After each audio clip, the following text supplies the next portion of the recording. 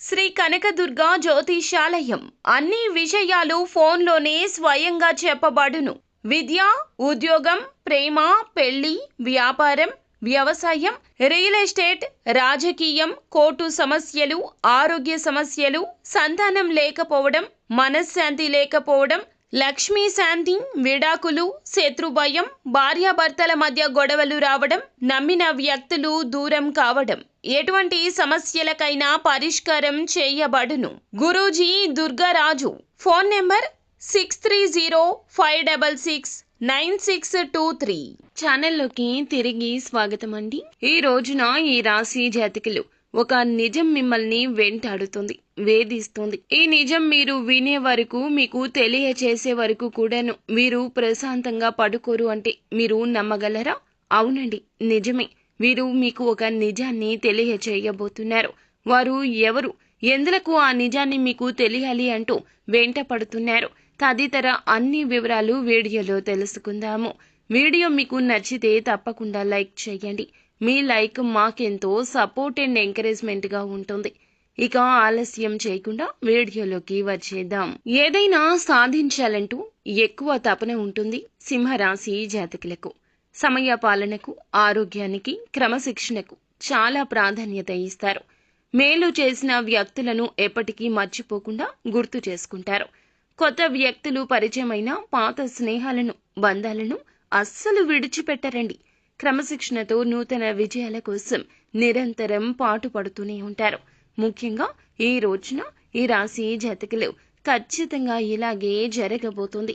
ఈ రాశి జాతకులకు చాలా కాలం క్రితం మీ యొక్క లైఫ్లో ఒక స్త్రీ కారణంగా ఆరోపణ ఎదుర్కోవాల్సి వచ్చింది.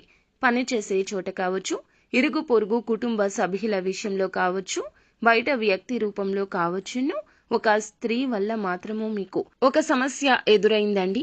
ఒక ఆరోపణ ఎదుర్కోవాల్సి వచ్చింది. ఇది మీ కుటుంబ సభ్యులకు కావచ్చు, మీ యొక్క సన్నిహితులకు కావచ్చు, తెలియనటువంటి ఒక అంశము. ఆ స్త్రీ మీ యొక్క లైఫ్లో నుంచి చాలా దూరమే వెళ్ళిపోయింది.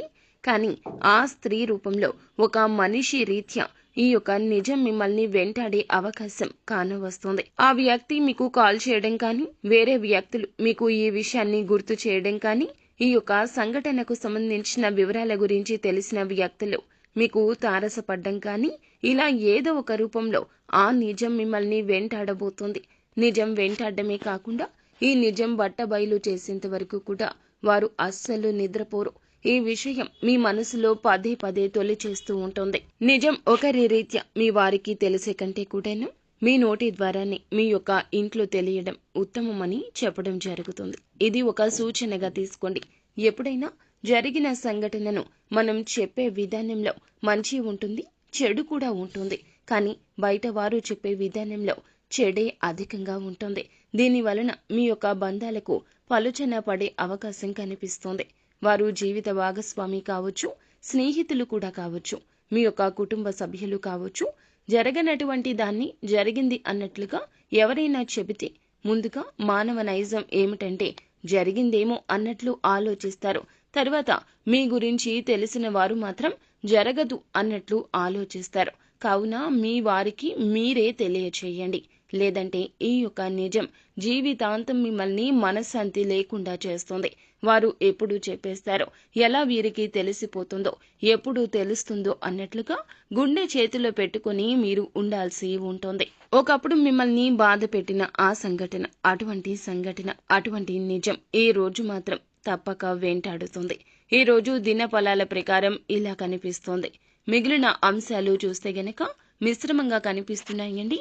చాలా రోజులుగా మీరు ఏదైతే ఉద్యోగ ప్రయత్నం చేస్తుంటే ఆ ప్రయత్నం ఖచ్చితంగా ఈ రోజున సక్సెస్ బాటలోకి వస్తుంది. ఒక అవకాశం మీ ముందుకు వచ్చే సూచన కూడా ఈ రోజు కనిపిస్తూ ఉంది. అయితే ఎవరైతే చాలా రోజులుగా ఆర్థిక సమస్యలతో బాధపడుతున్నారో కొంచెం ఉపశమనం అయితే లభిస్తుంది. ఆర్థిక పురోగతికి సంబంధించి మీరు చేసినటువంటి ఒక ప్రయత్నం సక్సెస్ అవుతుంది.